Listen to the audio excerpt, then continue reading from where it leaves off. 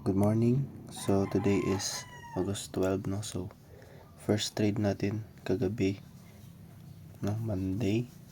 I think na-press ko itong trade na ito. I think mga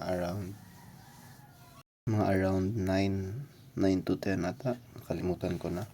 So dito nagkaroon tayo ng $17 na talo.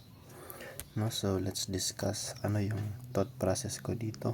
Bakit ko ito kinuha yung trade.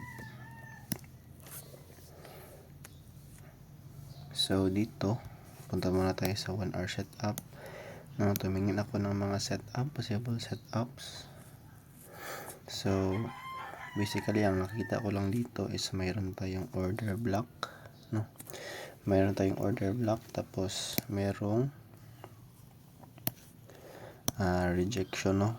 Mayroong na i-break na mga key levels, no, na break ito matataas na levels, kaya na-consider ko siya na order block. So nag-antay ako ng thought process ko, di ba, bumaba dito, bumaba, tapos mayroong malaking candle wick, no. So mayroong malaking rejection. So ang thinking ko dito, or ang bias ko dito, is magbabay na ako talaga, kasi first mayroong consolidation, mayroong continuation, tapos mayroon siyang rejection na malaking rejection wick. So bali nag-place ako ng trade dito sa 15 minute na, no, sa 15 minute. So bali dito itong candle na ito. So from that time, no, meron din siyang rejection na wick dito, kaya ito yung isinerve ko as confirmation candle, kaya nag-take ako ng trade dito. Of course 1:1 pa din yung risk reward ratio natin, kaso medyo malaki nga lang talaga siya. Then yung take profit ko, isinad ko syempre andito sa key level na ito, kasi dito yung maraming rejection, no? Mayroong consolidation dito, so dito ko nilagay yung take profit ko.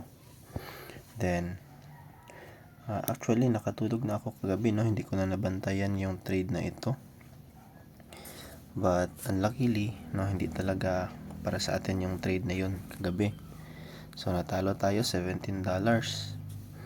So kung iisipin,